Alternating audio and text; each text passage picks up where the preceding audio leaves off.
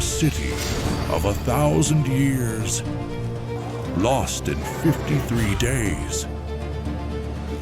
Not by enemies, but by allies, betrayed. Bled broken from within. The empire died.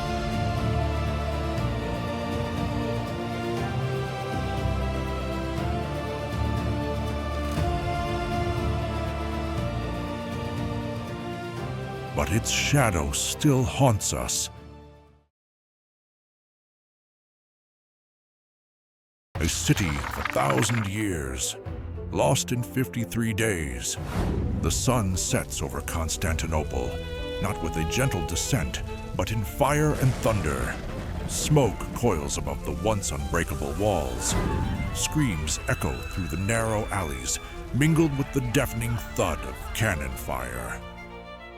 The golden dome of Hagia Sophia glows one last time, less like a beacon of divinity and more like the eye of a dying titan.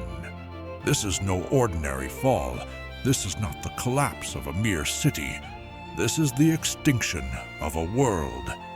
For over 1,000 years, the Byzantine Empire stood as a bastion of civilization between East and West, guardian of Roman law, Christian faith, and Greek thought. It survived sieges, plagues, earthquakes, and crusades. Its emperors claimed the legacy of Caesar. Its people walked streets paved since Constantine the Great, and its scholars preserved the knowledge that would later ignite the Renaissance. But now, that world ends.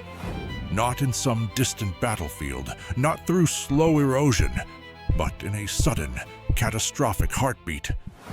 May 29th, 1453. The walls of Constantinople, which had repelled centuries of invaders, crumble under the blast of Ottoman cannons. A 21-year-old sultan leads an army of over 80,000 men into the last great Roman city. The final emperor draws his sword and vanishes into legend. If you lived in Constantinople during its final days, would you fight, flee, or pray? Let me know your choice below. What led to this moment? Was it fate, betrayal, hubris? This is the story of how an empire that once ruled the known world fell not just to steel, but to its own shadow.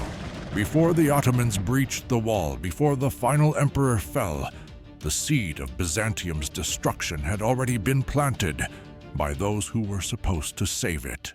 The year is 1204. The Fourth Crusade is launched with a holy purpose: to reclaim Jerusalem from Muslim control. Knights from France, Flanders, and Venice gather under the banner of the cross, pledging their swords to God.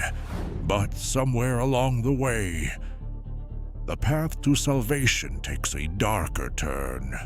The Crusaders, heavily indebted to the Republic of Venice, are redirected, first to Zara, a Christian city which they sack. Then they are lured further to Constantinople, not by Muslims, not by enemies, but by a Byzantine prince, Alexios Angelos, who promises gold and allegiance to Rome in return for their help seizing the throne. The Crusaders agree, and in April 1204, the unthinkable happens. The greatest Christian city in the world is stormed, not by infidels, but by fellow Christians. For Tre Dagger, Constantinople bleeds. Churches are desecrated, relics stolen, innocents slaughtered. The library of the ancient world torched. Nuns raped in front of their altars. The golden mosaics of Hagia Sophia trampled beneath muddy crusader boots. One eyewitness wrote, "The Venetians and the Franks tore down more treasures than even the ancient Romans ever carried away from a conquered city." The betrayal is complete. The Byzantine Empire, once seen as the elder brother of Christendom, is now shattered and humiliated. The empire is carved into pieces. A Latin puppet state is installed in Constantinople. The imperial family flees into exile, and though the Byzantines will retake the city in 1261, the damage is irreversible. The West had broken the East. This is the inciting wound, emotional, spiritual, and political, from which Byzantium would never fully recover. The unity of Christendom splinters. Trust in Western allies evaporates. The city's wealth and population never return to their former glory. And in place of resilience, Byzantium begins to hollow from within. By 1453, when the Ottomans return, the empire is no longer the titan it once was. And it all began here, with a cross raised in conquest, not over Jerusalem, but over Constantinople. Do you think Byzantium could have survived longer if the West helped more? The year is 1261. The Byzantines retake Constantinople, but the city they return to is a ghost of its former self. The Hagia Sophia stands, but its domes are cracked, the forums are empty. The royal palaces, looted and burned by Latin hands, lie in ruin. Once the crown jewel of Christendom, Constantinople has become a haunted relic, broken, scarred, and hollow. And the emperors of the restored Byzantine Empire, they are not saviors, they are survivors. The Palaiologos dynasty, beginning with Michael VIII, reclaims the throne. Yet their rule is not one of glory, but of delay. Every year is borrowed time.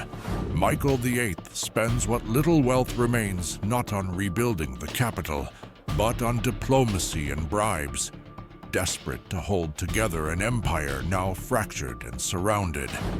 His successors, Andronikos II, the Third, and others, face enemies from all sides.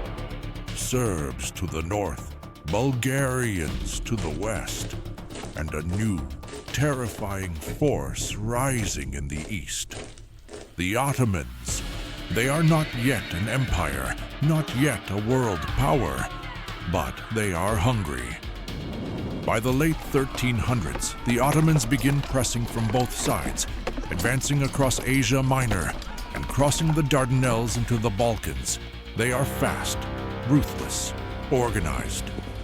One by one, Byzantine cities in Anatolia fall. Then Thessalonica. Then Gallipoli. The empire shrinks into a shadow. A few coastal towns, a handful of islands, and Constantinople itself, still proud, but increasingly irrelevant. Inside the capital, the tension is suffocating. The economy collapses. The imperial treasury is empty. Churches cannot pay their priests. Grain must be imported from Genoa and Venice. Even the city walls, once symbols of defiance, begin to crumble for lack of funds. The emperors turn to the west again. Pleas for aid echo through Rome and Paris. But the West no longer listens. Papal support comes at a price, religious submission. The East must accept the supremacy of the Roman Pope, and though some emperors agree, publicly the people do not. Union with Rome is seen not as salvation, but surrender. Protests erupt. Priests refuse to serve the Latin Mass. The Byzantines are trapped in a paradox. They need help to survive. But to get it, they must sacrifice their soul. Meanwhile, the Ottomans tighten the noose. They are no longer just another Turkic emirate. By 1400, they have become a true imperial machine, unifying Asia Minor, pushing deep into the Balkans, and seizing key cities that once fed Constantinople's lifeblood. Then comes the first siege. In 1394, Sultan Bayezid I surrounds the city, cutting it off for nearly 8 years. Inside, famine grips the people. Outside, the West again delays. Only the sudden invasion of Timur, the Mongol warlord from the east, saves Constantinople from its first fall.